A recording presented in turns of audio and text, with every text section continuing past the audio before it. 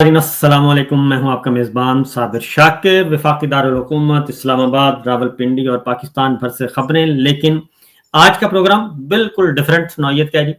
और हमारे साथ मौजूद हैं इमरान रियाज खान, हमारे भाई, और किसी तारुफ के मोहताज नहीं है।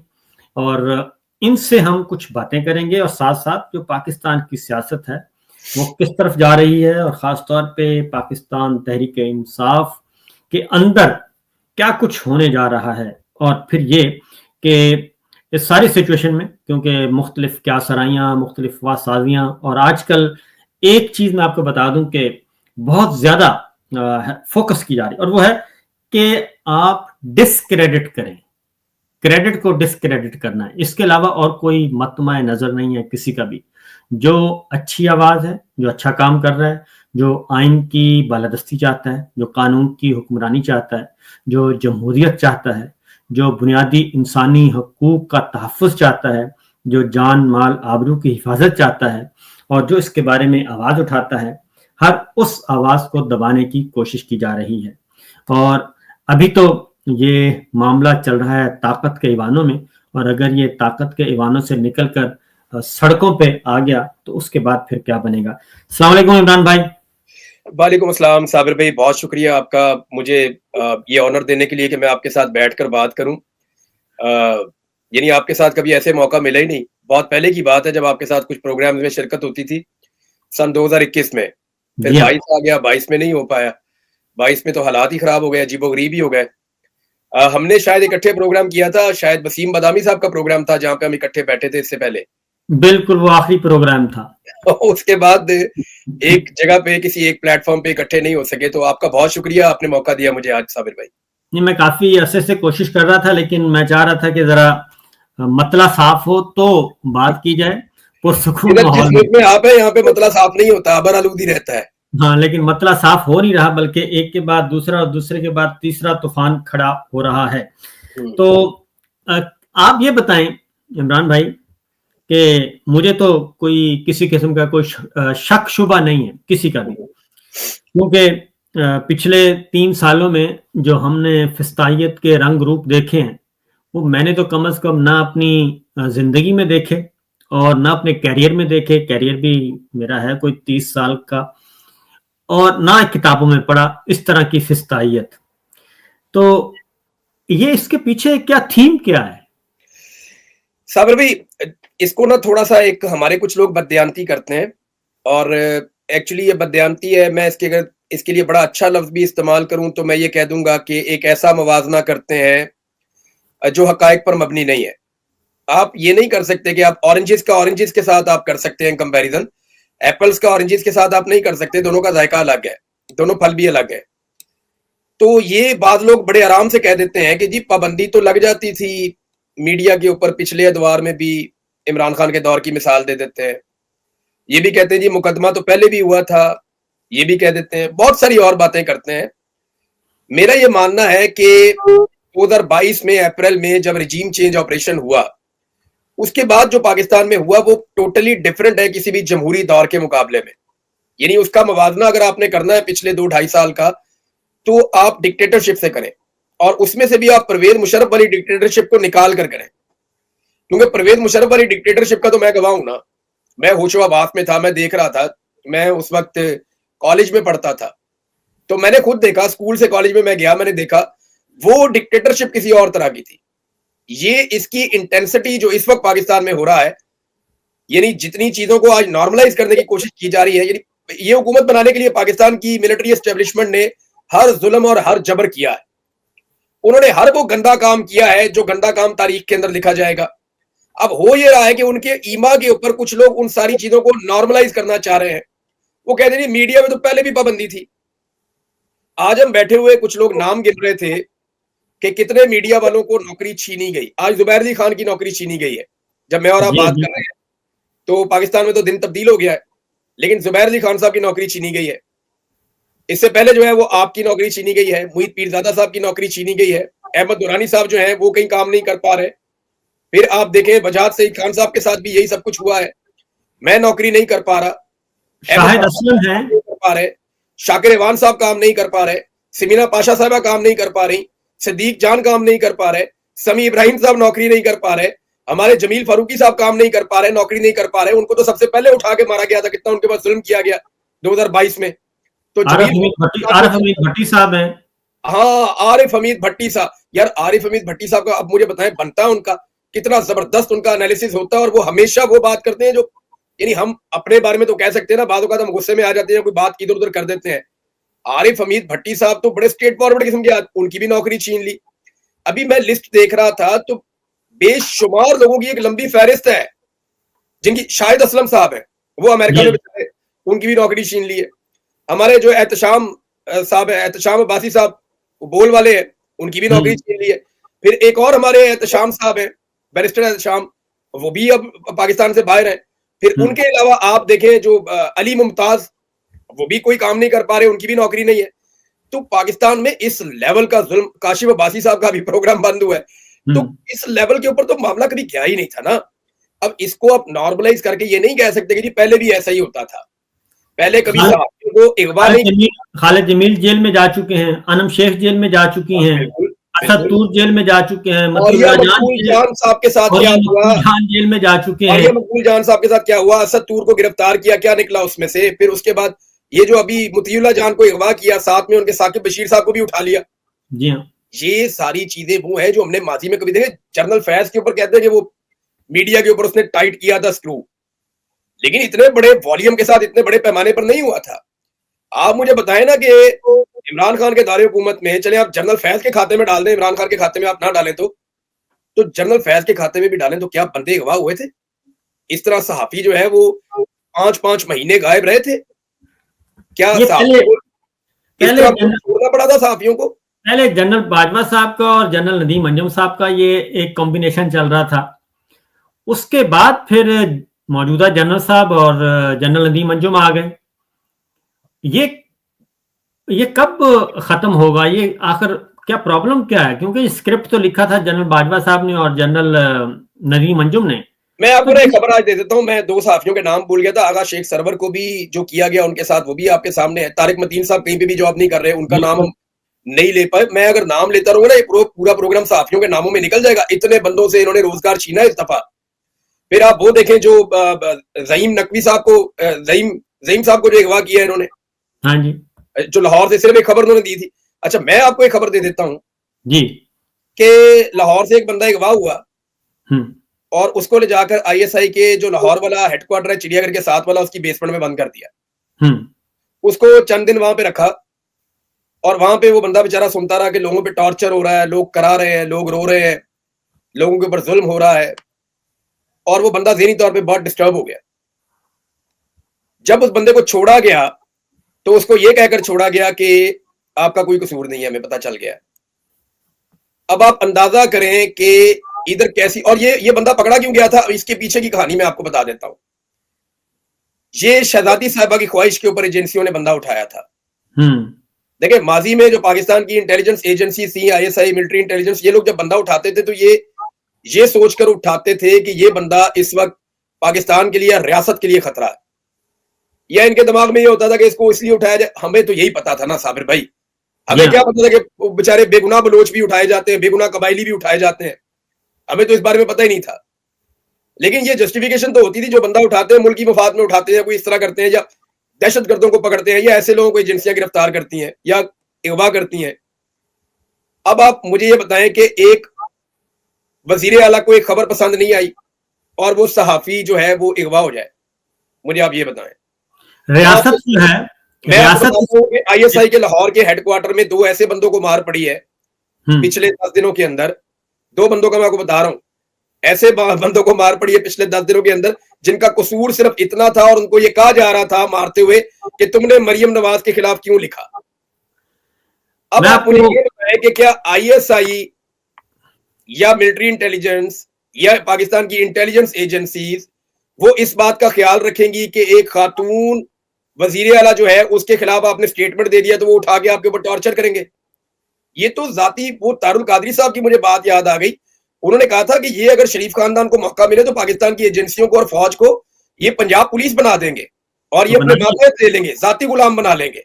बना दिया ना, मुझे तो हैरत होती है ये खबर आज मैंने बकायदा ये खबर सुनी है, मैंने इसकी तस्दीक की है कि पिछले 10 दिनों में 2-3 बंदों पे टॉर्चर हुआ है। 2 बंदे कंफर्म मैं आपको बता रहा हूं, उनके ऊपर टॉर्चर हुआ सिर्फ इस वजह से आईएसआई के लाहौर वाले हेडक्वार्टर में कि आपने मरियम नवाज के खिलाफ ट्वीट क्यों की है।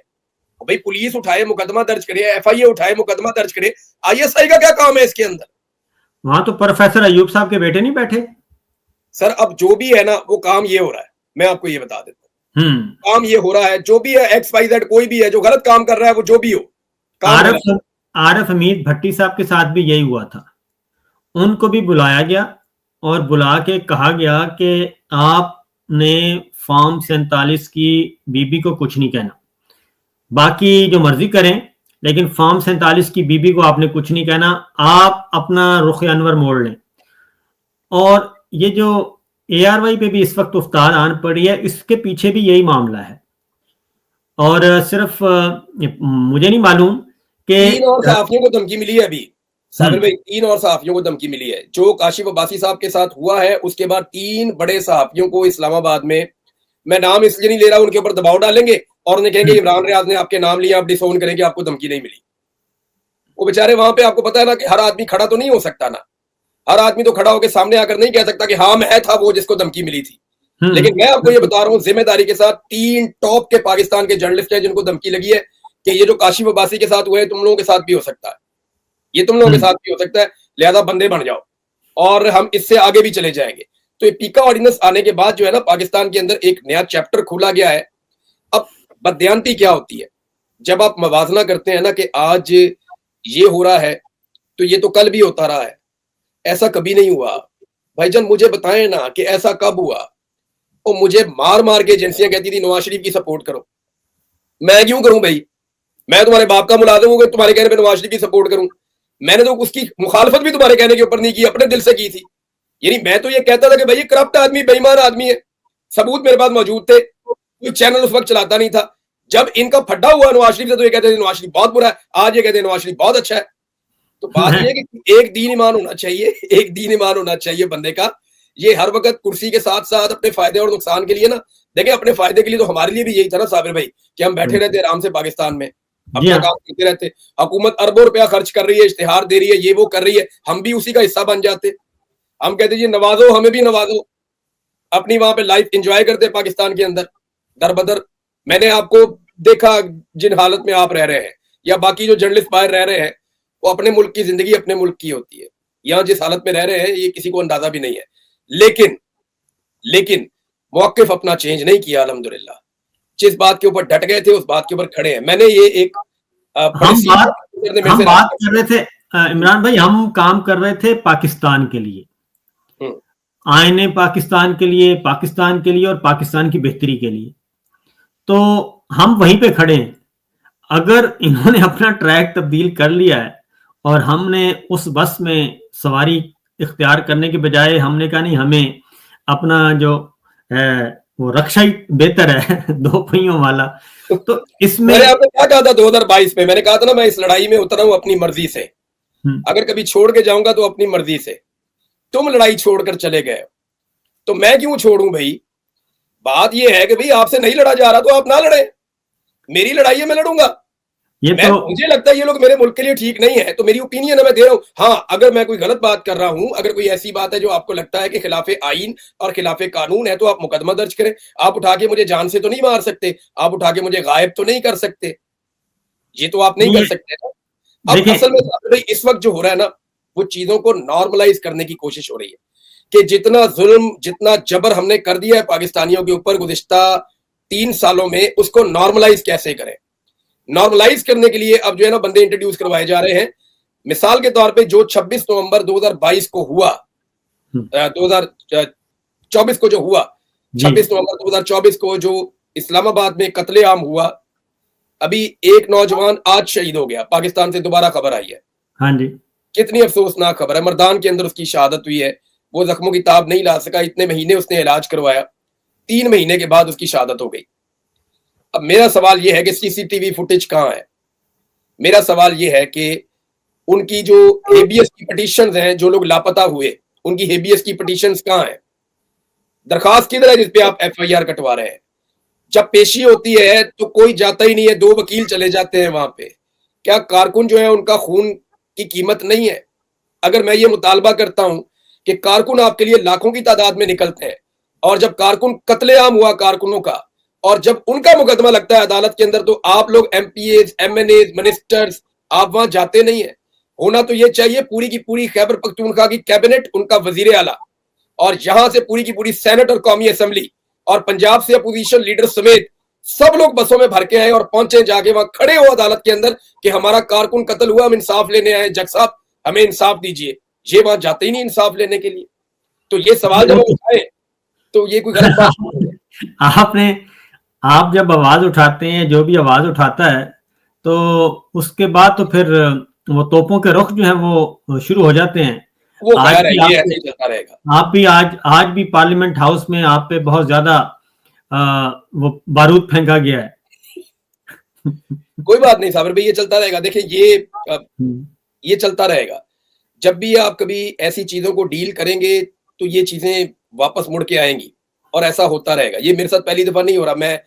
मैं इसके लिए पाकिस्तान तहरीक इंसाफ को पार्टी ने ये किया है, कोई बात नहीं। पाकिस्तान तहरीक इंसाफ को तोड़ने के लिए या उसको गड़बड़ करने के लिए, क्योंकि अभी तक तो कोशिशें कामयाब नहीं हुई। कहा जाता था कि इलेक्शन नहीं होगा, पल्ला छीन लिया जाएगा, वोटर नहीं होगा, टिकट होल्डर कोई नहीं होगा, टिकट लेने वाला कोई नहीं होगा, पार्टी के 100 टुकड़े हो जाएंगे। इस वक्त पाकिस्तान तहरीक इंसाफ के अंदर एक नए अकबर एस बाबर को तलाश किया जा रहा है या लॉन्च किया जा रहा है। तो क्या नया अकबर एस बाबर जो है वो लॉन्च हो जाएगा, और क्या वो कामयाब हो जाएगा? साबर भाई, पहले कौन सा कामयाब हुआ है?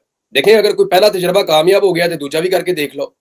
नवाज शरीफ के खिलाफ भी इन्होंने बड़े बंदे लॉन्च किए। अगर नवाज शरीफ के अपने घर से बंदे लॉन्च ना हो जाते तो नवाज शरीफ का कुछ नहीं बिगड़ता था। ये नवाज शरीफ इस एस्टैब्लिशमेंट के लिए मुसीबत बना हुआ था। बंदे उसके घर से लॉन्च हो गए, बेड़ा गर्क हो गया उसका। इसी तरह जरदारी साहब के खिलाफ भी इन्होंने बड़ा कोशिश की, बेनजीर के खिलाफ भी एक दौर में बड़ी इन्होंने कोशिश की, सब करके देख लिया। इमरान खान साहब के खिलाफ कहां से बंदा लॉन्च करेंगे? झूठी खबरें चलाई थी इन्होंने कि बुशरा बीबी एजेंट बन गई हैं, या कभी ये कहा कि अलीमा खान वगैरह गद्दारी कर रहे हैं। नहीं, एजेंट नहीं, ये होगा नहीं सर। देखिए, इमरान खान ऐसे थोड़ी होता है कि एक बंदा उठ के कह दे कि जी आज के बाद मैं इमरान खान हूं या मैं लीडर हूं। ऐसा तो नहीं हो सकता। वो इमरान खान लीडर बनने में उसने बड़ा जोर लगाया, उसकी बड़ी कुर्बानियां हैं। उसने, इमरान खान ने गोलियां खाई हैं, गोलियां खा के उसने कैरेक्टर शो किया है। उसकी बीवी के ऊपर इद्दत जैसा घटिया मुकदमा दर्ज हुआ है। वो आदमी आपको 1.5 साल से दिखाई नहीं दे रहा। उसकी शक्ल देखने पर पाबंदी है, उस आदमी की आवाज सुनने के ऊपर पाबंदी है। उसको सुन नहीं सकते आप। उसको जेल के अंदर कभी अंधेरे में रख देते हैं, कभी उसको जेल के अंदर सर्दी में रख देते हैं। उसको आज तक इन्होंने एसी की फैसिलिटी नहीं दी। उस बंदे को कई कई दिन ये बंद कर देते हैं छोटे से सेल के अंदर। और भाई, इमरान खान बनना आसान नहीं होता, बिल्कुल आसान नहीं होता। उसके लिए अपनी हुकूमत को ठोकर मारनी पड़ती है, उसके लिए अपनी हुकूमतें गिरानी पड़ती हैं, उसके लिए बोल्ड डिसीजन लेने पड़ते हैं, अवाम के साथ खड़े होना पड़ता है, उसके लिए एस्टेब्लिशमेंट को ना बोलना पड़ता है, उसके लिए एब्सोल्युटली नॉट कहना पड़ता है। इंसानों की वो जरूरत नहीं है। ये उठाते हैं एक बंदे को, जी आज के बाद ये इमरान खान है, आज के बाद ये इमरान खान है। वही एजेंसियां कह रही है, ये ऑफ द रिकॉर्ड कहते हैं साबिर भाई, ये बार बार कहते हैं। जब मैं इनकी कैद में था मुझे भी कहते थे हमने बनाया इमरान खान को। बनाओ एक और, फिर बनाओ ना। अब तो तुम्हारे पास बजट भी ज्यादा है, इख्तियार भी ज्यादा है। बनाओ एक और इमरान खान, देखें हम कैसा बनाते हो। इमरान खान ऐसे ही बन जाएगा? अल्लाह ताला ने बनाया उसको रब ने तौफीक दी, रब ने उसको हौसला और हिम्मत दिया, रब ने उसको सीधे रास्ते पे खड़ा किया। वो डट कर खड़ा हो गया, पूरी कमर अपनी सीधी रख के। तो आपसे दूसरा इमरान खान नहीं बनेगा। इमरान खान अमेरिका को एब्सोल्युटली नॉट बोलता है। पाकिस्तान की एस्टेब्लिशमेंट का रिकॉर्ड सीधा है कि पाकिस्तान की एस्टेब्लिशमेंट ने अपनी पूरी तारीख में अमेरिका को कभी एब्सोल्युटली नॉट नहीं कहा। खाली नॉट नहीं कहा तो एब्सोल्युटली नॉट कहां से कहेंगे? ये इन्होंने तो हमेशा उनकी बात को माना है। तो ये इमरान खान को बनाएंगे? इमरान खान ने जो बनाया इनसे तो वो नहीं बनता। इमरान खान ने बनाया मुराद सईद को, बना के दिखाओ एक और। इमरान खान ने बनाया उसको कासम सूरी को, बनाकर दिखाओ एक और। इमरान खान ने बनाया अली अमीन गंडापुर को खैबर पख्तूनख्वा का वजीर आला, तुम बना के दिखाओ खैबर पख्तूनख्वा का वजीर आला अपना कोई। इमरान खान ने बनाए बेशुमार लोग जो लगे फिरते हैं, और कई लोग हैं जिनको इमरान खान ने अल्लाह के हुक्म से बनाया, और उन्हें लगता है कि वो बहुत बड़े बन गए हैं, तो ऐसा हो नहीं सकता। ना इनसे इमरान खान पहले बना था, ना ये अब इमरान खान को बना पाएंगे। वो आदमी जो है वो अपने सब्र और अपनी हिम्मत की वजह से है। देखिए, बात यह है कि ये माजी में भी बहुत एक्सरसाइज की गई माइनस, क्योंकि जब भी आप बचपन से सुनते आ रहे हैं -1 -1 -1, आज तक माइनस का फार्मूला कभी कामयाब नहीं हुआ। माइनस होने वाला, माइनस जो करने वाला है ना साबिर भाई, वो रिटायर हाँ होके जी। जाके किसी यूरोपियन कंट्री में या किसी जजीरे पे रहना शुरू कर देता है, खुद वो माइनस हो जाता है। मुझे बताएं ना, माइनस की ख्वाहिश देख रहा था ना जनरल बाजवा, किधर है? बताएं किधर है? कोई पता नहीं है। पता किसी को किधर है? जनरल बाजवा किधर गया? इसको एग्जीक्यूट कौन कर रहा था? नदीम अंजुम किधर है? बताएं ना मुझे, नदीम अंजुम किधर है? कोई जानता है किधर है? ये जो माइनस करने वाले हैं वो रिटायर हो जाते हैं, नया आ जाता है, वो नए फार्मूले के साथ आ जाता है, वो कोई अपनी कहानी शुरू कर देता है। माइनस कोई नहीं होता, ना नवाज शरीफ माइनस हुआ, बेनजीर को माइनस करते थे, इनसे आज तक जुल्फिकार अली भुट्टो माइनस नहीं हुआ, और इनसे तो फातिमा जिन्ना माइनस नहीं हुई। इन्होंने माइनस करते करते, इन्होंने अगर आज तक कोई माइनस किया है ना, तो मुल्क को माइनस कर दिया था। मुल्क दो टुकड़े हो गया था। एक बंदे को माइनस करने के चक्कर में शेख मुजीब को, उसकी पार्टी को इन्होंने हुकूमत नहीं दी, मुल्क के दो टुकड़े कर दिए उस दौर के डिक्टेटर ने अपनी आकड़ के चक्कर में। ये याह्या खान ने जो गंद मारा था इस मुल्क के अंदर, पाकिस्तान के लोगों को उस वक्त समझना चाहिए था कि हमने मिलिट्री एस्टेब्लिशमेंट का रोल खत्म करना है। लेकिन हम बदकिस्मत माशरत उलूम की किताबें पढ़ी हुई हैं, हमें जनाब मिली नगमे सुनाई जा रहे हैं, हमें जनाब ट्रक की बत्ती के पीछे लगाया हुआ हम लगे हुए हैं। दुनिया में निकल कर देखें, दुनिया कहां से कहां पहुंच गई है। दुनिया चांद पे पहुंच गई है। हम आज भी स्टेटमेंट देने के लिए सोचते हैं कि ये वाला देना या ये वाला नहीं देना। हम दुनिया से बहुत पीछे रह गए हैं। इंडिया जाके मुलाकातें कर रहा है उससे, वो जो डॉज का सरबराह है इलॉन मस्क, उससे मुलाकातें कर रहा है इंडिया। आप उससे क्या कहेंगे मिलके, हमने तेरी जो वो एक एप्लीकेशन है उसके ऊपर पाकिस्तान में पाबंदी लगाई हुई है, आप उससे ये कहेंगे बैठ के? इंडिया ने अमेरिका से F-35 तैयारे ले लिए हैं। इस वक्त इस जमीन पे जो जितने दस्तयाब तैयारे हैं उनमें सबसे बेहतरीन लड़ाका तैयारा F-35 है। हमारी आपस की पहले उन्होंने 36 रफाल लिए, पहले 36 रफाल लिए उन्होंने। आप जब उनके 2 तैयारे गिरे थे, उन्होंने फौरी तौर पर फ्रांस से राब्ता करके 36 रफाल तैयारे लिए थे। उसके बाद अब उन्होंने F-35 अमेरिका से लेने का उन्होंने मुआहदा कर लिया है। S-400 उन्होंने लगा लिया है। वो पता नहीं किस चक्कर में इतनी जंगी तैयारियां कर रहा है इंडिया। देखिए, कहां पहुंच गए और आप कहां खड़े?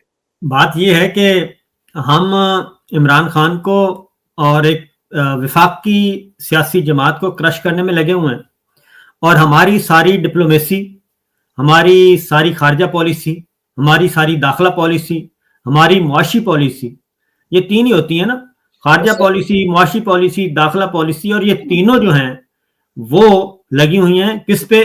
क्रश इमरान खान और माइनस इमरान खान और डिमोलिश पाकिस्तान तहरीक इंसाफ। साबिर भाई, उधर फ्रांस के अंदर आर्टिफिशियल इंटेलिजेंस के ऊपर जो एक कॉन्फ्रेंस हो रही है, उसमें भारत मरकज़े निगाह बना हुआ है, और हम जो है वो लोगों के कमरों में कैमरे फिट कर रहे हैं। यार कितना तरजीहात के अंदर फर्क है, आप देखें।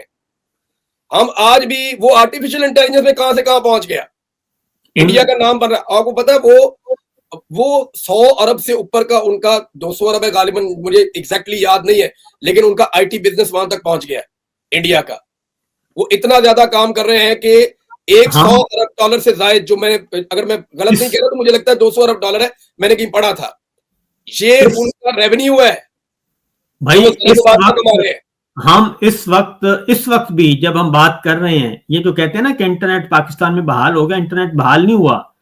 इस वक्त भी जो मोबाइल फोन कंपनियां हैं उनको ये इंस्ट्रक्शंस हैं कि आपने अपने जो देते हैं डाटा और नेट देते हैं, इसकी स्पीड एक खास हद से ऊपर नहीं जानी देनी, जिसमें आप वो आर्टिफिशियल इंटेलिजेंस के अंदर एक कॉन्फ्रेंस हो रही है आलमी सतह की, वो उसकी मरकज़े निगाह बने हुए हैं इंडिया वाले। उन्हें पता है कि इनके अंदर बहुत पोटेंशियल है। सेम टाइम में हम क्या कर रहे हैं, अपने शहरियों की कॉल कैसे रिकॉर्ड करनी है, हमने किसी के व्हाट्सएप के अंदर कैसे घुसना है, हमने किसी सियासी जमात को कैसे तोड़ना है, हमने बेडरूम के अंदर और बाथरूमों के अंदर कैमरे कैसे लगाने हैं। वो हमें इससे फुर्सत हो तो हम आगे बढ़े ना भाई। इधर तो पाकिस्तान में हर बंदा जो है वो इनसिक्योर है। मैं आपको एक अजीब बात बताता हूँ, ये आपके साथ भी होता होगा। जब किसी को टेलीफोन कॉल करो वो बात ही नहीं करता खुल के, वो कर ही नहीं सकता बात। वो यार वो अफसोस भी नहीं कर सकता जो आपके साथ हुआ है। किसी में अपने दोस्त यार को, बेशुमार मेरे दोस्त ऐसे हैं जो फौजी हैं, वो कहते हैं पाकिस्तान मिल के मैं गल करांगा। भाई क्यों मिल के बात करेगा भाई, ये फोन पे बात हो रही है। और नहीं सर कोई सुन लेगा। हर बंदा डरा, पूरी सोसाइटी को इन्होंने सफोकेट करके रख दिया। लोग घबराए हुए हैं, परेशान हैं।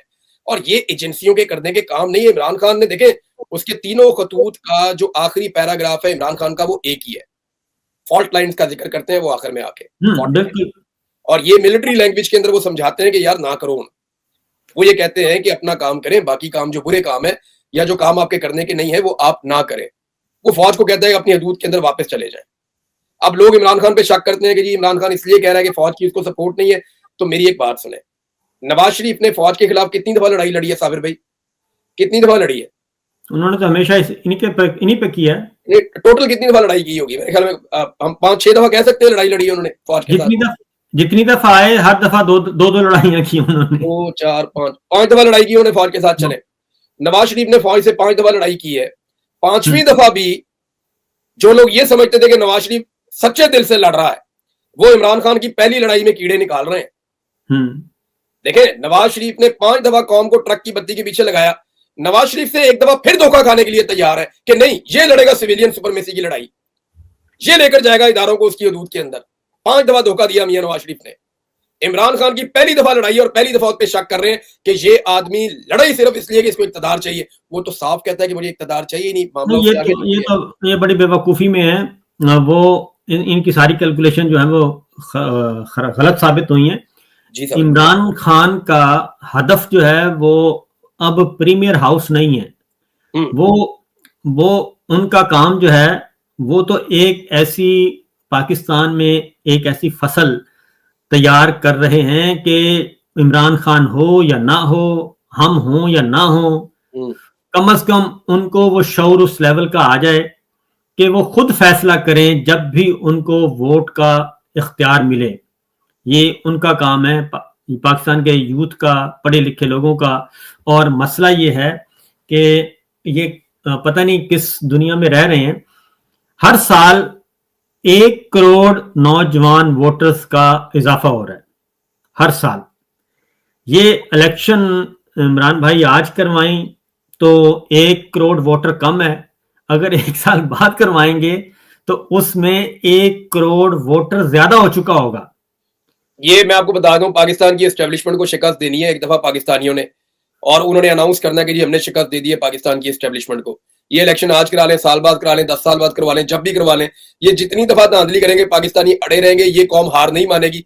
एक दफा इन्होंने एस्टेब्लिशमेंट को हराना है। अब वो आज हार जाए, कल हार जाए, और अगर देखें वो अगर अवाम की जीत में अपनी जीत समझना शुरू हो जाए और उन्हें लगे कि let the people of Pakistan decide, हमारा काम ही क्या है इसके अंदर, लोगों को करने दो, जो वो फैसला करते हैं उसको कबूल किया जाए, तो मेरे ख्याल में यही सिचुएशन हो सकती है। एक ट्वीट आ गया भाईजान, हाँ जी, जो विल्सन का। बिल्कुल। विल्सन कह रहे हैं जी कि उनकी मुलाकात हुई है सेक्रेटरी रूबियो से। अच्छा, ये मार्को रूबियो से उनकी मुलाकात हुई है। फिर वो ये कह रहे हैं जी कि वो इंपॉर्टेंस को समझते हैं आजादी की और डेमोक्रेसी की अराउंड द वर्ल्ड। और साथ उन्होंने कहा जी कि मैं उनके साथ देख रहा हूं वर्किंग करने के ऊपर कि हम कैसे डेमोक्रेसी को रिस्टोर करें जॉर्जिया में, तुनीसिया में, पाकिस्तान में, और जो सीरिया के ऊपर लगी हुई है सैंक्शंस उनको ईज किया जाए ताकि सीरियन जो है वो वापस आए अपने इलाकों में और उसको रीबिल्ड करें। तो ये उन्होंने अभी एक ट्वीट किया है। दोबारा से उनकी मार्को रूबियो से बातचीत हुई है। मैं सादा जुबान में बता दूं, ये अमेरिकी वजीर खारजा से जो विल्सन की मुलाकात हुई है। जी एग्जैक्टली, ठीक है। और उन्होंने, जो विल्सन ने अमेरिकी वजीर खारजा के साथ डिस्कस किया है पाकिस्तान में बहाली जमहूरियत के लिए और आज़ादी के लिए, डेमोक्रेसी के लिए। और इस पे उन्होंने कहा है कि अब ये ज़ल्म खलीलजाद जो है ना, वो भी बार बार इनको कह रहे थे कि आप जो विल्सन की बातों को सीरियस लें और पाकिस्तान की जो मिलिट्री रजीम है वो इस बात को समझे कि उनको ये काम करना पड़ेगा, इमरान खान को रिहा करना पड़ेगा। अगली बात मैं आपको एक और इसमें इजाफा कर दूं कि तैयब उर्दवान जो हैं, वो मैं बता भी चुका हूं अपने व्लॉग में, लेकिन आपके साथ मजीद इसको जरा थोड़ा सा खोलते हैं। तैयब उर्दवान ने भी किसी किस्म की कोई सरमायाकारी करने से माजरत की है और उन्होंने भी कहा है कि पॉलिटिकल स्टेबिलिटी लेके आए और इमरान खान को रिहा करें और अपने मामला ठीक करें, हाउस इन ऑर्डर करें। इसमें ना एक साबिर भाई, जो तैयब उर्दगान है ना, वो अपनी गाड़ी की अच्छी मार्केटिंग कर रहे हैं। तुर्की ने जो है वो इलेक्ट्रिक गाड़ी बनाई है और गाड़ी अच्छी है वैसे। वो लेफ्ट हैंड ही लेके आ गए क्योंकि तुर्की में लेफ्ट हैंड चलती है। तो आजकल वो जिस जिस मुल्क में जा रहे हैं वहां पे ये गाड़ी पहुंचाई जा रही है और वो हर हुक्मरान को ये गाड़ी गिफ्ट कर रहे हैं और उन्हें कह रहे हैं कि आप ये गाड़ी जो है इसके लिए मार्केट खोलें और हमारी इस गाड़ी को जगह दें। क्योंकि देखें ना, आगे जो मुकाबला है वो जापान का, चाइना का। एक्चुअली चाइना ने बहुत अच्छी गाड़ियां बनाना शुरू कर दी हैं अब, और चाइना की गाड़ियां आपको कई मुल्कों में नजर आती है। सेंट्रल एशिया में आपको चाइना की गाड़ियां बहुत नजर आ रही हैं। चाइना की गाड़ियां पाकिस्तान में आना शुरू हो गई हैं बहुत तेजी से, या गल्फ में भी आ रही हैं और अफ्रीका की मार्केट में भी जा रही है। तो चाइना यूरोप की मार्केट को भी टच कर रहा है, वहां पे भी मैंने भी यहाँ पे भी गाड़ियां चाइना की कुछ देखी हैं। तो चाइना बड़ी तेजी से अपनी मार्केट को बड़ा कर रहा है। तो उसके मुकाबले में अगला जो टारगेट है कि इलेक्ट्रिक गाड़ियां कौन सा मुल्क ज्यादा प्रोवाइड करता है दुनिया में। जिस मुल्क की ज्यादा गाड़ियां जाएंगी वही फिर बाद में उसके स्पेयर पार्ट्स बेचेगा, बाकी चीजें देगा। तो आहिस्ता आहिस्ता मार्केट के ऊपर कब्जा करना है। तो इस लड़ाई में अब उतरा है तुर्की भी, उन्होंने कुछ अपनी गाड़ियां तैयार की हैं। तो ये उनकी एक अच्छी एडवर्टीजमेंट भी है, जो मार्केटिंग कर रहे हैं वो अपनी गाड़ी की। लेकिन वो पाकिस्तान में गलत जगह पे कर गए हैं ये तो लेफ्ट हैंड ड्राइव है नहीं, वो राइट हैंड ड्राइव उन्हें बनानी पड़ेगी, उनको मॉडल बनाना पड़ेगा हमारे लिए। राइट हैंड ड्राइव उनको करना पड़ेगा। आप फिक्र ना करें, ये रातों रात ये राइट हैंड करवा ली होगी उन्होंने जिनको वो देखे गए हैं। तो अच्छा, एक खबर बहुत ही इंपॉर्टेंट सूरत हाल यह है कि पाकिस्तान इस वक्त, इमरान भाई, बहुत ज्यादा प्रेशर में है। और हमारी जो खारजा पॉलिसी है और दाखिला पॉलिसी, वन मैन शो जो चल रहा है पाकिस्तान इस वक्त पे प्रेशर है जी, सीपैक का, और अमेरिका और चाइना की आपस की ये सर्द जंग में भी पाकिस्तान सैंडविच है। फिर रशिया अमेरिका की दरमियान सैंडविच है। फिर आप बिरदर मुल्कों में आ जाएं। मामला यह है कि हम जरा खुल के बात कर लें, जैसे मर्जी खुल के बात करें। हाँ। साबिर भाई देखें जनरल साहब, अब ये सारी अथॉरिटी इस वक्त, साबिर भाई एक मिनट, आप क्यों पूछे खुल के बात कर ले? खुल के बात करने थी तो हम यहाँ पहुंच गए हैं। हाँ, जनरल साहब जो हैं, जनरल साहब का इस वक्त मसला सिर्फ एक है, वो है कि मैंने 3 साल से 5 साल पे जाना है और 5 साल से 10 साल पे जाना है। क्या इस वक्त जरूरत नहीं है, इस बात का खदशा नहीं है कि आपको पता है जो सुपर पावर्स हैं वो अगर उनको वन विंडो शॉपिंग करना है, वो बेहतरीन है उनके लिए वन विंडो शॉपिंग, और वन विंडो शॉपिंग करनी पड़ जाए तो इस बात के, हमारे यहाँ इस वक्त जो मौजूद सिस्टम है, हमारे यहाँ क्या गार्ड्स हैं जी कि कोई बहुत बड़ा हमारी जो इस वक्त मिलिट्री लीडरशिप है वो बहुत बड़ा कोई ब्लंडर नहीं कर दे। देखिए चाइना का अगर आप थोड़ा सा मॉडल देखें ना साबिर भाई, तो आपको देखना पड़ेगा कि चाइना ने इससे पहले किस किस को पैसा दिया और वहां पे चाइना को मिला क्या। चाइना एक बहुत बड़ा जायंट है, वो उसकी एक पूरी रिसर्च होती है। चाइना का मॉडल बाकी दुनिया से मुख्तलिफ है। चाइना ह्यूमन राइट्स के ऊपर बात नहीं करता ज्यादा, जहां पे वो बिजनेस करना चाहता है उसका इसमें दिलचस्पी नहीं है। वो अंदरूनी सियासत के अंदर मुदाखलत नहीं करता। वो ये कहता है कि ये प्लेयर्स हैं, ये खुद ही अपना खेलते रहेंगे। वो सिर्फ अपने फैक्ट्स देखता है कि जमीन पे पड़ा हुआ क्या है, इनके पास मादनियात कौन सी हैं, इनके पास कीमती जगह कौन सी हैं, इनके वसाइल कितने हैं, और मैं जो पैसे लगा रहा हूं वो कल को पूरे कैसे करने हैं। ये है चाइना का मॉडल। आप देखें जब चाइना ने बांग्लादेश पे इन्वेस्ट किया तो बांग्लादेश एक सर्टेन लेवल के बाद वो पैसा नहीं दे पा रहा था। श्रीलंका के साथ जब उन्होंने किया तो श्रीलंका के साथ भी सेम इश्यू हुआ। फिर आपने देखा कि दोनों मुल्कों की बंदरगाहें चाइना के कंट्रोल में गई। ये आपने देखा। तो पाकिस्तान पे भी यही प्रेशर है कि ग्वादर को वो कहते हैं आप करें। अब जरा गौर करें ना इस पे। देखें दोनों मुल्कों की बंदरगाहें चली गई, दोनों मुल्कों में चाइना के पास फ्री जोन्स हैं, वो खुला फिरते हैं वहां पे, उनको कोई रोक नहीं सकता, कोई टोक नहीं सकता, उनके पास बड़ा इख्तियार आ गया वहां पे। तो चाइना की मार्केट एक्सपैंड करके बाहर की तरफ निकली है। गल्फ के अंदर चाइना को वो फैसिलिटी नहीं मिली। ये बड़े समझदार है, हम उन्हें समझते हैं ना अरबों को कि उन्होंने चोगा पहना हुआ तो उन्हें पता ही कुछ नहीं है। वो इतने समझदार है, उन्होंने बेहतरीन दुनिया के जो है ना वो बंदे हायर किए हुए हैं जो इकोनॉमी को और बिजनेस को समझते हैं। तो उन्होंने एक ऐसे सक्सेसफुल मॉडल बनाए कि सारी दुनिया के लिए उन्होंने सब कुछ खोला, लेकिन उन्होंने अपनी कोई भी चीज गिरवी नहीं रखी और उन्होंने तरक्की की। उनके पास तेल का पैसा था, वो उसके जरिए से बन गए।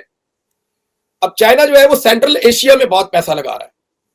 मैं क्योंकि ये जो अभी मैं पाकिस्तान से निकला तो मैं सेंट्रल एशिया के 2-3 मुल्कों में गया, मैंने वहां पे चाइना का इन्फ्लुएंस देखा और उनके लोग देखे।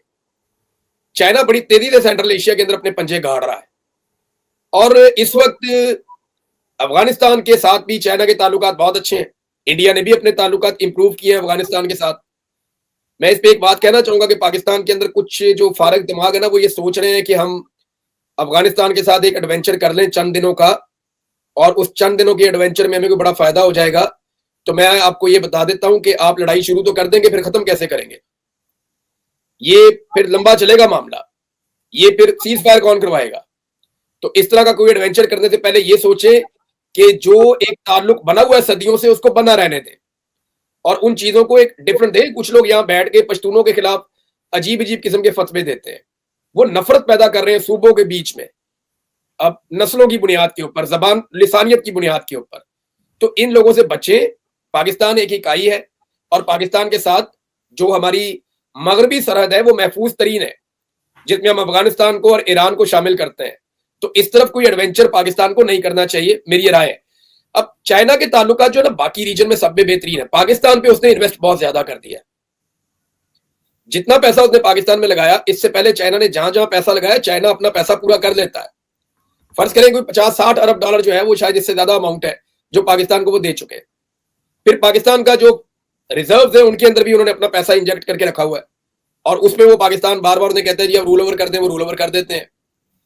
चाइना के पास हमेशा ये ऑप्शन मौजूद रहेगी कि वो आपको कहेगा जी कि अब आप पैसा वापस नहीं कर पा रहे तो आप किसी सोल्यूशन की तरफ आए।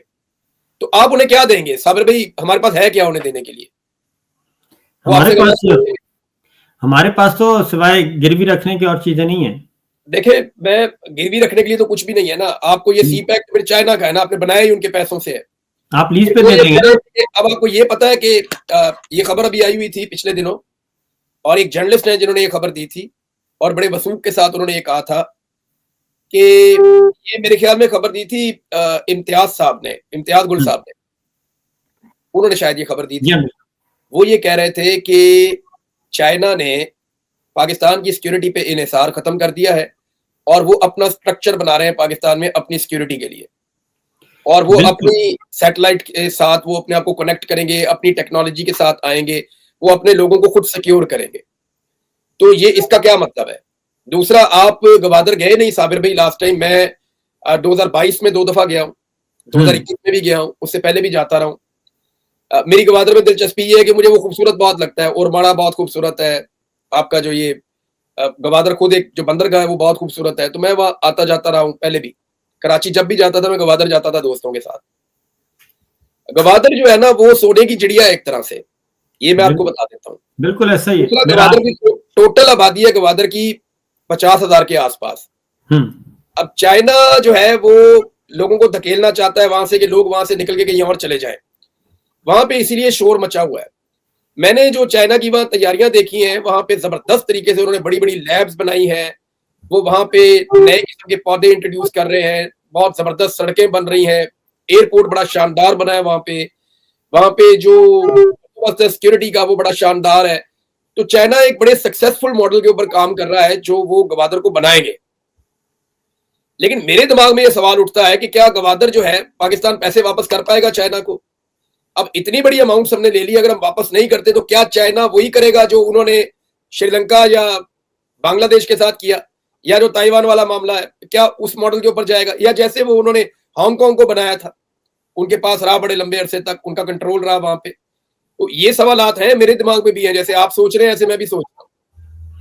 क्योंकि इस वक्त बात यह है कि ये इस नौयत का जो प्रेशर है ना जी, जब आता है तो अगर तो आपके यहाँ कोई इज्तिमाई निज़ाम है, कलेक्टिव विजडम है, तो फिर तो आप उसको फेस कर सकते हैं।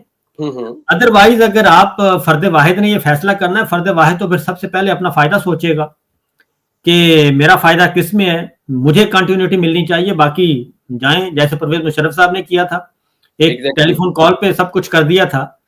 तो इस वक्त मैं तो समझता हूं कि हमारे अपने जो मिलिट्री स्टैब्लिशमेंट है, क्योंकि इस वक्त सिस्टम तो डिफेक्टिव चल रहा है ना जी, डिजोरे तो है नहीं, हमारी मिलिट्री स्टैब्लिशमेंट को भी चाहिए कि वो भी कोई इस तरह का बंदोबस्त करें, करना चाहिए उनको कि कलेक्टिव विजडम के साथ कोई भी प्रेशर आता है तो उसको ड्राइंग रूम में बैठ के कोई म्यूचुअली मामला तय ना करे, बल्कि उसको बाहर आना चाहिए, कोई ऐसा फोरम बनाना चाहिए और उस फोरम पे ये सारी बातें होनी चाहिए।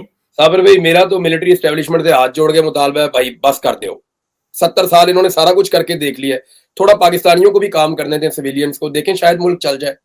इन्होंने 70 साल सारा कुछ ही किया ना, नहीं चला आज तक, कोई भी फार्मूला काम नहीं किया। एक दफा जरा सिविलियन को टेस्ट करके तो देखें, शायद हो सकता है मुल्क चल जाए, हो सकता है सिविलियन जो है उनका दाव लग जाए, या कोई अल्लाह ताला बरकत डाल दे, कोई मुल्क चल जाए, कोई मामला सीधे हो जाए। एक दफा जो है वो ये कीड़े मकोड़ों को आजमा के देख लें, शायद कीड़े मकोड़े जो है वो मुल्क का भला कर दें। मेरा तो ये गुजारिश है, एक दफा लोगों को जो है वो जो आईने पाकिस्तान के मुताबिक, जो कायदे आज़म मोहम्मद अली जिन्ना ने फरमाया था, उसके मुताबिक मुल्क को चलाकर देखें। ज्यादा अपने ज़हन पे जोर डालना बंद कर दें, अपनी डोमेन में जाएं, 2-4-5 साल रह के देखें, मुझे उम्मीद है मुल्क बेहतर हो जाएगा। बात यह है कि ज़राअत ठीक करनी है तो आपको ज़राअत के एक्सपर्ट के पास जाना पड़ेगा, वो करेगा। आपने तालीम का शोबा ठीक करना है तो किसी तालीमदान के पास जाना पड़ेगा। इस वक्त मामला ये है कि इस वक्त अकाउंटेंट जो हैं वो हमारे वजीर खारजा हैं। अकाउंटेंट, गौर करें आप। और जो दूसरा अकाउंटेंट है वो वजीर दिफा है, वो भी बैंक जॉब करता था। टीवी चैनल का मालिक जो है वो जो है वो वजीर दाखिला पाकिस्तान का, और वो वजीर दाखिला भी है, वो वजीर दाखिला भी है, वजीर आजम भी है, वो वजीर आजम भी, वो वजीर आजम भी है, वो वजीर दाखिला भी है, वो पीसीबी का चेयरमैन भी है, वो खुसूसी एलची भी है, और वो सीनियर वजीर आजम जी, वो खुसूसी एलची के तौर पे दुनिया भर की सैर करता है। और जो आप बात कर रहे थे ना कि मोदी विजिट कर चुके हैं अमेरिका के और F-35 वो ले रहे हैं, भाई वो गए हैं अपने मुल्क के लिए, नेशनल कॉज के लिए, और उनका विजिट वो था। और उनके पास ऐसा कोई नहीं था, मोदी इसलिए नहीं गया अमेरिका में कि जी वो मुझे वो तंग कर रहा है राहुल गांधी, तो राहुल गांधी को जरा टाइट करें। वो तो इसलिए नहीं, इनकी टोटल काबिलियत पता क्या है, बड़े मजे की बात बताता हूँ, सर भी भूल जाएगी। ये टोटल काबिलियत ये है कि ये वहां जाके एक बंदे को मिल सका है जिसका ताल्लुक डोनाल्ड ट्रंप की पार्टी से है, और काबिलियत का आप अंदाजा लगाएं कि उस बंदे ने हिसाब लगाया कि यार जिसके ये खिलाफ है ना वो बंदा ठीक ही होना है। उसने यहां से अंदाजा लगाया कि भाई जिदे ए बंदा खिलाफ है ना, वो इमरान खान को मिला नहीं है, लेकिन उसने इसको मिलकर अंदाजा लगाया कि यार अगर ये इमरान खान के खिलाफ है ना तो जरूर इमरान खान को ठीक बंदा होगा। आप अंदाजा कर लें कि ये तो काबिलियत है। आप एक और बात दुआ करता हूं कि काश ये डोनाल्ड ट्रंप को मिला था, उसको भी समझ आ जाती कि करना क्या है। मैं आपको एक बात बताता हूं, ये खुसूसी एलची साहब गए और उन्हें इन्होंने दो बातें बताई।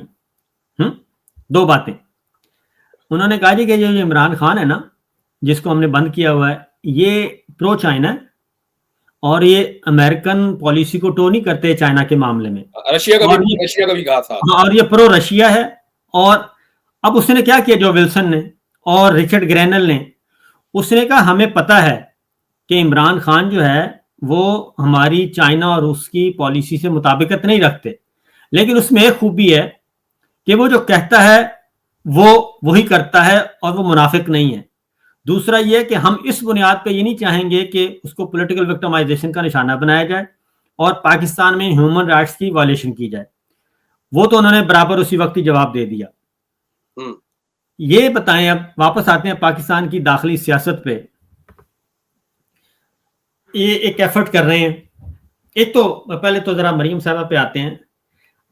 ये क्या ये ज़ेब देता है जी कि मरियम साहबा की गुलामी में सारी मीडिया को और सारे इदारों को देने के लिए एक 2 सितारों वाले साहब की ड्यूटी लगा दी जाए, और 2 सितारों वाले साहब जो हैं वो इसको अपनी ड्यूटी समझ के, हालांकि उनको इस काम के लिए तो भर्ती नहीं किया गया और उनके लिए तो सारे बराबर होने चाहिए, उनको तो सिर्फ नेशनल सिक्योरिटी देखनी चाहिए, लेकिन वो मरियम साहबा के पीआर बने हुए हैं। अनफॉर्चुनेट है साबिर भाई। देखें होता क्या है, जब मफादात इकट्ठे होते हैं ना, फिर आपसे वो काम भी करवाते हैं जो आपको प्रैक्टिकली नहीं करने चाहिए। देखिए कोई छोटी फोर्स तो नहीं है ना, पाकिस्तान की इज्जत है। पाकिस्तानियों ने, कोई हम अमीर मुल्क तो नहीं, हम बहुत गरीब मुल्क हैं। इतना गरीब होने के बावजूद हमने एटम बम भी बनाया, कौम की पसली है ना जिसके बल पे आपने बनाया। हमने भूखे रोके अपने पेट पे अपने पत्थर बांध के हमने एटम बम बनाया। हमने इतनी बड़ी फौजी ताकत हासिल की, कौम ने भूखे रहकर हासिल किए। हमारे बच्चे स्कूलों में नहीं जा सकते, हमें पीने का साफ पानी आज नहीं मिलता, हमारी गलियों में कचरे के ढेर है, हमने बेशुमार मुसीबतें बर्दाश्त करने के बावजूद अपने दिफा पे कभी समझौता नहीं किया। हमने कहा कि हम पैसा खर्च करेंगे, अपने पेट पे पत्थर बांधेंगे, लेकिन अपनी सिक्योरिटी पे कभी कंप्रोमाइज नहीं करेंगे। क्या इसलिए था कि वो एक खानदान की गुलामी में दे दी जाए सारी ताकत? कौम इसको अपनी ताकत समझती है। कौम ये समझती है कि ये हमारा है। कौम इसको ओन करती है, इस पूरे इदारे को, कि यार हमारा इदारा है। पूरी दुनिया में ऐसे ही होता है। अमेरिकन अपनी फौज को देखकर खुश होते हैं, इंडियंस अपनी फौज को देखकर खुश होते हैं। हम क्यों अपनी फौज को देखकर सहम जाएं? हमारे लोग क्यों डरना शुरू हो जाए? सिर्फ एक खानदान की चाकरी के चक्कर में, कि चंद लोगों के ताल्लुकात अच्छे बन गए हैं तो पूरा इदारा जो है वो बदनाम हो जाए? मेरे ख्याल में ये कोई सक्सेसफुल या अच्छा मॉडल नहीं है। जितनी जल्दी हो सके इसको रिव्यू करना चाहिए। मैं नहीं कहता कि किसी को भी सपोर्ट करे कोई इदारा, इदारे अपनी डोमेन में वापस जाए। हम माजी में गलतफहमियों का शिकार थे, लेकिन मैं नहीं चाहता कि आइंदा कोई भी किसी गलतफहमी में रहे। अब तो हमेशा मुखालफत होगी कि किसी इदारे को किसी सियासत के अंदर नहीं आना चाहिए, और हमेशा अवाम के हक के रायदही का एहतराम करना चाहिए। लोग जिसको वोट डालें उसको इख्तियार दीजिए, फिर लोगों को फैसला करने दीजिए कि उसने ठीक काम किया या गलत काम किया। पाकिस्तान तहरीक-ए-इंसाफ, मेरी भी यही ख्वाहिश भी है, कोशिश भी है कि अल्लाह ताला अहलियान रावलपिंडी को इतनी तौफीक दे दे कि वो थोड़ा बहुत हम पे भी भरोसा कर लें। क्योंकि जब आप देखें, जब आप क्रिकेट टीम की सिलेक्शन करते हैं ना, जब आप 16 खिलाड़ी हवाले कर देते हैं कैप्टन के और टीम के, तो फिर अगर बाहर पीसीबी का चेयरमैन बैठ के या हॉकी फेडरेशन का चेयरमैन बैठ के बाहर आके आवाजें लगाए कि नहीं भाई, ये आपने इस बॉल को इस तरह खेलना है, इसको इस तरह नहीं खेलना, आपने बैटिंग इस तरह करनी है, आपने बॉलिंग इस तरह करनी है, नहीं आप ये बॉलर चेंज कर दें, तो वो टीम क्या खेलेगी?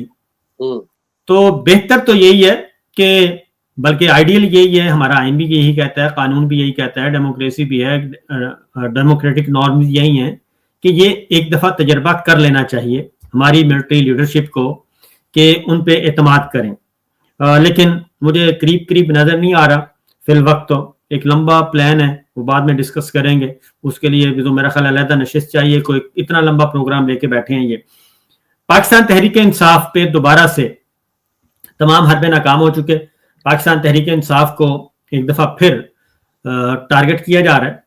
और ये बताएं कि पाकिस्तान तहरीक इंसाफ की अपनी तंजीम है, उनके अपने बानी चेयरमैन हैं, इमरान खान साहब हैं, उनकी अपनी वो है कमेटी है, पॉलिटिकल कमेटी है, कोर कमेटी है। अगर वो किसी बंदे को शोकाज नोटिस देती है, निकाल देती है, दाखिल कर देती है, तो इसमें अगर मुस्लिम लीग नवाज जो है वो आ जाए कि नहीं भाई भाई वक्त बड़ा जालिम है और वक्त हर चीज का फैसला कर देता है। हाँ। और इस वक्त जो है ना, वो वक्त इमरान खान के साथ चल रहा है। वक्त इस वक्त इमरान खान के साथ चल रहा है। अल्लाह रब्बुल इज्जत ने उसके ऊपर करम रखा हुआ है। जो उससे पंगा लेता है उसका क्या हाल होता है वो हम देख रहे हैं। यानी ये किसी की भी कोई गलतफहमी हो वो दूर हो जाती है। यानी इस वक्त बहुत ताकतवर लोग भी पंगा लेकर इमरान खान साहब से परेशान है। तो क्या पिद्दी और क्या पिद्दी का शोरबा। अब इमरान खान साहब जो है वो नहीं, मुझे एक बात, क्या पाकिस्तान तहरीक इंसाफ ने कभी मुस्लिम लीग नवाज की कोर कमेटी के बारे में या नवाज शरीफ साहब के फैसलों के बारे में कभी कहा है? किसी असद कैसर साहब ने कभी प्रेस कॉन्फ्रेंस की है कि जनाब देखें, ये मिफ्ता इस्माइल साहब को आप वापस लें, इनके साथ आपने ज्यादती की है, और ये शाहिद खान अब्बासी साहब को वापस लें, आपने ज्यादती की है? नहीं, उसमें तो देखें वो तो पार्टी खुश होती है। जो मुखालिफ पार्टी होती है वो देखती है बंदे निकल रहे हैं, वो खुश होती है यार ये भी बंदा निकल गया, अच्छा हो गया, ये भी बंदा निकल गया, अच्छा हो गया। पार्टी खुश होती है। ये इतना इनके दिल में इतना दर्द जाग रहा है पाकिस्तान तहरीक इंसाफ का, मुझे समझ नहीं आ रही कि इतना दर्द क्यों जाग रहा है पाकिस्तान तहरीक इंसाफ का इनके दिल में। मैंने ना अभी एक दिन पहले एक वीलॉग भी किया था, उसमें मैंने कहा था कि ऐसे लोगों से बचना चाहिए। इस वक्त जो है वो ये लोग ज्यादा खतरनाक साबित होते हैं। इनकी सपोर्ट लेकर ताड़ी और मंजी ठुक जाएगी, और वो हो रहा है। आज मैं देख रहा था कि वो हमारे अयाज सादिक साहब है स्पीकर, वो अपोजिशन लीडर को माइक नहीं दे रहे थे, वो बैरिस्टर गौहर को माइक नहीं दे रहे थे, उन्होंने वॉकआउट किया कि हमें बोलने नहीं दिया जा रहा। उन्होंने शेर अब्दुल मार्वत को माइक दिया। देखिए मैं आपको बताता हूँ मरवत साहब का मसला क्या है। आप मरवत साहब की बात कर रहे हैं, मैं आपको देखे मैं बता दूं मसला क्या है। मसला ये है कि शेर अब्दुल मरवत की मैंने तारीफ की उस वक्त जिस वक्त ये बड़ा जबरदस्त काम कर रहे थे। शेर अब्दुल मरवत को आप दो हिस्सों में डिवाइड कर लेना, एक इलेक्शन से पहले वाला और एक इलेक्शन के बाद वाला। इलेक्शन से पहले शेर अब्दुल मरवत ने एक अच्छी तहरीक चलाई और खुलकर बाहर निकले, या उन्हें निकलने दिया गया। मैं इसके बारे में कुछ कहना नहीं चाहता, ये पीटीआई के अपने लोग कहते हैं। यानी मुझे गंडापुर साहब ने भी कहा और बहुत सारे लोगों ने कहा यार हमें निकलने नहीं दे रहे थे, इनको निकलने दे रहे थे। मुराद सईद को आज भी निकलने नहीं दे रहे, जबकि बहुत सारे लोग निकल रहे हैं। तो ये तो प्रॉब्लम है ना। कोई लोगों के ऊपर क्रॉस लग जाता है, इमरान खान को नहीं निकलने दे रहे। देख लें, मियां असलम इकबाल साहब हो गए, या क्रॉस लग जाता है कई लोगों के ऊपर। यानी आप ये समझे इमरान खान साहब पे भी लगा हुआ है, उनको भी नहीं निकलने दे रहे। मोना सिलाई को देख लें, चौधरी परवेज लाई साहब को देख लें। तो ये देखे ना, वो उनका अपना, कुछ लोगों को वो निकलने देते हैं, कुछ को नहीं निकलने देते। तो ये उनका मुतालबा कुछ हद तक जायज है, कुछ उनका जो है शिकवा जायज नहीं भी है। अब मामला ये है कि मरवत साहब ने बड़ी जबरदस्त कैंपेन चलाई, सबने तारीफ की कि यार जबरदस्त काम किया है इन्होंने। लेकिन मुझे ऐसा लगता है कि शायद इलेक्शन के बाद उनकी तवक्कुआत पूरी नहीं हुई, और उसके बाद वो जो चाहते थे कि उनको बनाया जाए, क्योंकि उन्होंने इस ख्वाहिश का इजहार मेरे से भी किया था, मैंने उसमें जिक्र भी किया था अपने एक वीलॉग में कि ये भी एक ऑप्शन हो सकती है। वो अपोजिशन लीडर बनना चाहते थे, फिर वो नहीं बने, और इमरान खान साहब को नहीं लगा कि इनको बनाया जाए। फिर वो कुछ और बनना चाहते थे, वो भी वो नहीं बने, पीएसी के चेयरमैन के तौर पे। अच्छा, उसके बाद ना इमरान खान साहब ने कॉल दी थी जुलाई में। जुलाई से इमरान खान साहब ने ऑनवर्ड कहा कि अब एक तहरीक चलने जा रही है। तो वी वर एक्सपेक्टिंग के, यानी पूरा पाकिस्तान ये एक्सपेक्ट कर रहा था कि मरवत साहब उसी रोल में आएंगे जो रोल उनका इलेक्शन से पहले था। वो उसी तरह लोगों को मोबिलाइज करेंगे, चैनलाइज करेंगे, वो होटलों में, सड़कों पे, जगहों पे, कैंपेन में लोगों को निकालते हुए, लीड करते हुए, बड़े बड़े काफिले लेकर आते हुए और बेशुमार पश्तूनों को साथ लाके खड़ा करते हुए वो नजर आएंगे। सारे एक्सपेक्ट तो यही कर रहे थे ना साबिर भाई, लेकिन हमने ऐसा कोई भी मंजर नहीं देखा। हमने ये देखा कि जो भी मेला लगा हुआ होता था वो उसके अंदर आते थे और वो चले जाते थे। हमने मरवत साहब की वो एफर्ट जो इलेक्शन से पहले थी, वो एफर्ट हमने मरवत साहब की इलेक्शन के बाद नहीं देखी, नंबर एक।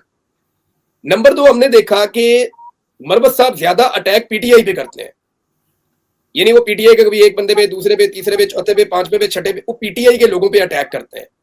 मरवत साहब पीएमएल-एन पे और पीपल्स पार्टी पे उतना अटैक नहीं करते, उनकी तोपों का रुख ज्यादातर पीटीआई की तरफ होता है। फिर इमरान खान की जो सबसे बड़ी ताकत है उनका सोशल मीडिया, उसके साथ मरवत साहब की लड़ाई रहती थी। फिर मरवत साहब ने जो एक स्टेटमेंट दिया एक ऐसे मौके पर जो बड़ा नामुनासिब था कि मोहम्मद बिन सलमान के खिलाफ उन्होंने एक स्टेटमेंट दे दिया सऊदी अरब, बहुत खतरनाक था, बहुत खतरनाक था, और वो इमरान खान साहब के लिए बड़ा डैमेजिंग था। उस पर उनका बड़ा सख्त रद्द-ए-अमल भी आया। फिर इनका ज्यादातर तोपों का रुख पीटीआई की तरफ रहा। ये पीएमएल-एन को या पीपल्स पार्टी को नहीं मारते थे, ये मारते थे पीटीआई को ज्यादातर। इनकी सारी लड़ाइयां इधर ही रही।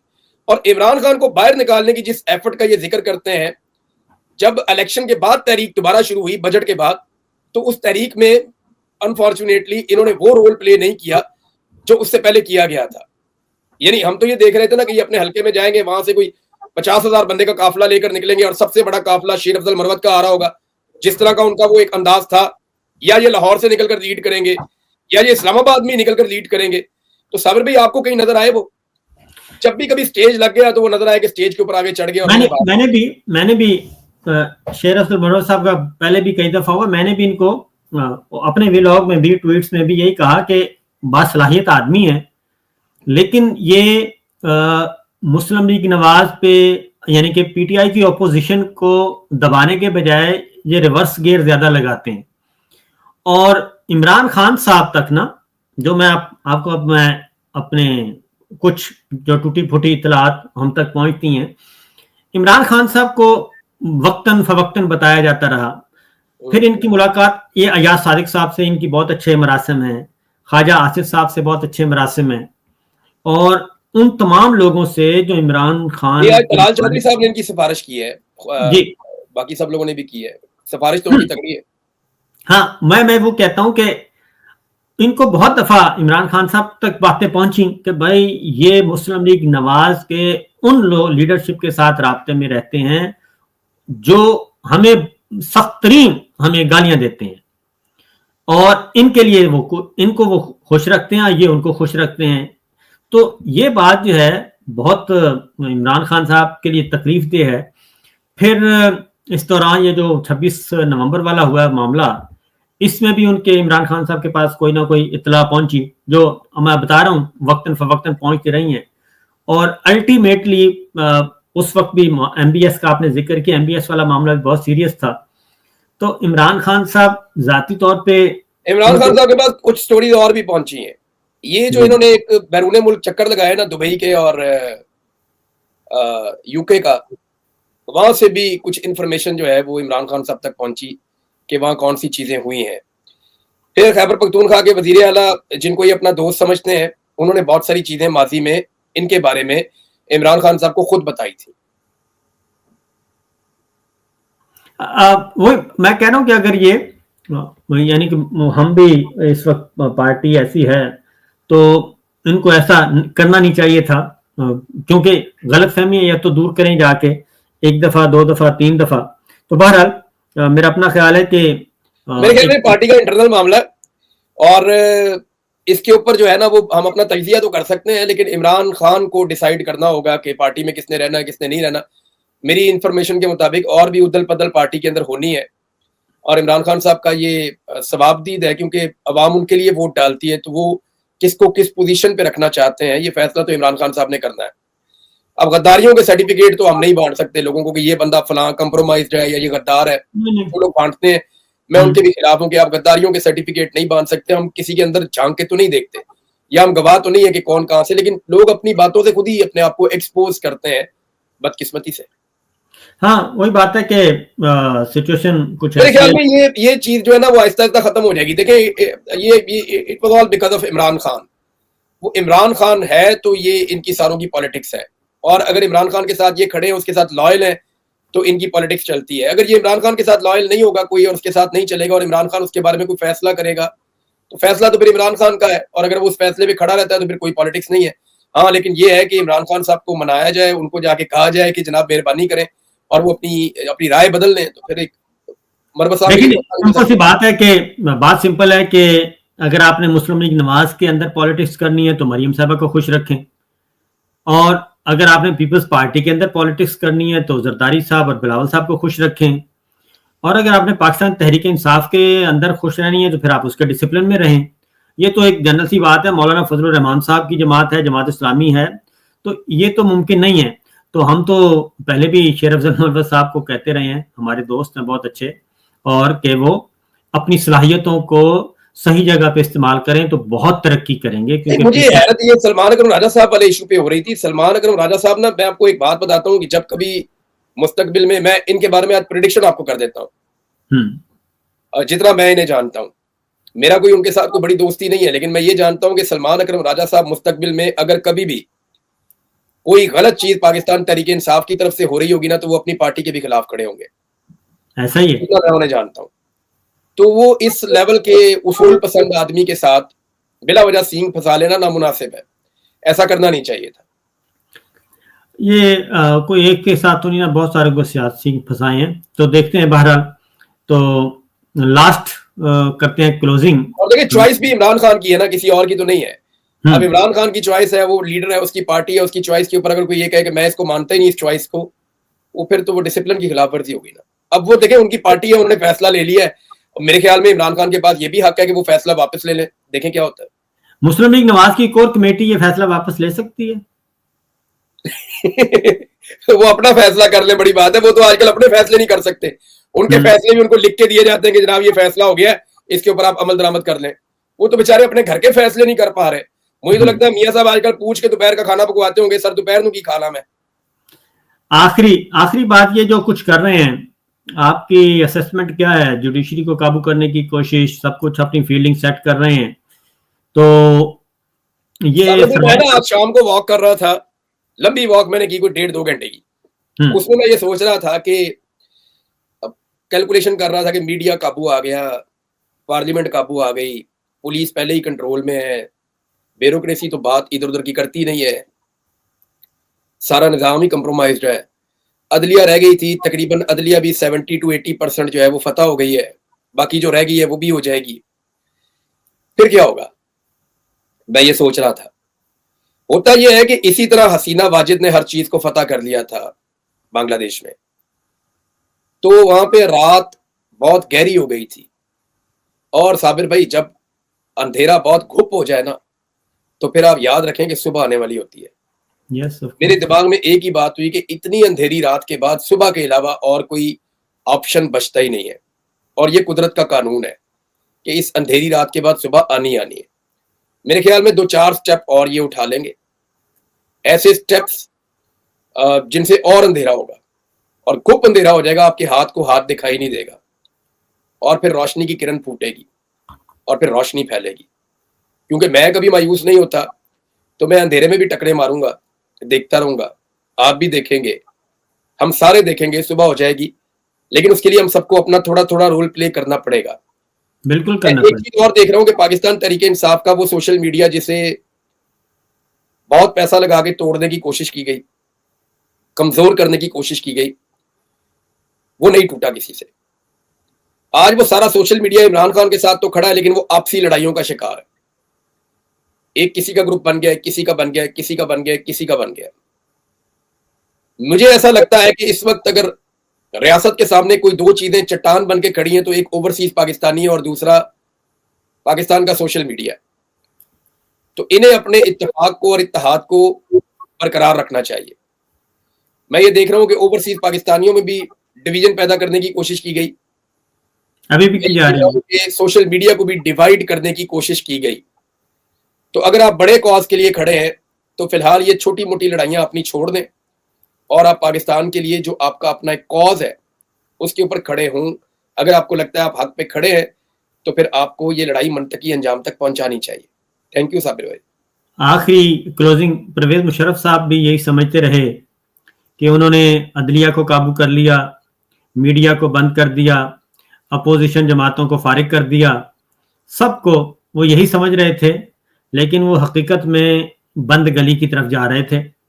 और इस वक्त भी आप देख लें कि मीडिया को भी फुल डोज मिल चुकी है, जुडिशरी सारी की सारी पीसीओ जुडिशरी आ चुकी है, और अपोजिशन जमातें और वो सारी की सारी जो जीती हुई जमातें हैं वो बाहर हैं, जो हारी हुई जमात है। इस वक्त वही सिचुएशन है जो काफ लीग और परवेज मुशर्रफ साहब का कॉम्बिनेशन था, इस वक्त वो जनरल साहब का, और इस वक्त इस मौजूदा नून लीग और पीपल्स पार्टी ये जो इत्तेहाद है इसका है।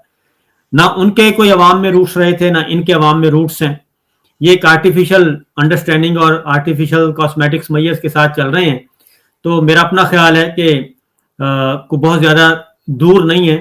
अगर सवाए एक दो एलिमेंट की कमी है वो भी पूरी हो गई, तो मामलात क्लोजिंग सेरेमनी इनकी भी हो जाएगी। फिल वक्त इसके साथ मैं नहीं चाहता किसी की भी साबिर भाई क्लोजिंग सेरेमनी हो। मैं ये कहता हूँ पाकिस्तान रूल ऑफ लॉ के साथ चले, पाकिस्तान इंसानी हकूक के मुताबिक चले, पाकिस्तान में बारी बारी आए चले, जिसकी भी आए, अवाम फैसला करे कि किसकी हुकूमत आनी है। चाहे 10 दफा किसी को लाएं, चाहे एक दफा लाएं, let the people of Pakistan decide. Pakistan को खुलने दें, जरा थोड़ा सा कॉन्फिडेंस आने दें नौजवानों के अंदर, उन्हें बॉक्स से बाहर निकलकर सोचने का आप मौका दें, थोड़ा सा माहौल खोले पाकिस्तान का। सफोकेशन के साथ मुल्क आगे तो नहीं चलेगा ना साबिर भाई, खोलना चाहिए पाकिस्तान को। Thank you very much Sabir भाई, बहुत शुक्रिया आपका। आपने जो है वो मेरे लिए टाइम निकाला और मुझे मौका दिया बात करने का। जज़ाकल्लाह साबिर भाई। तो शिकार पे कब जा रहे हैं? साबिर भाई अभी तो नहीं, शिकार यहाँ कहाँ शिकार है, इधर तो शिकार शिकार तो पाकिस्तान में मजा आता है खेलने का, इधर कहाँ शिकार है।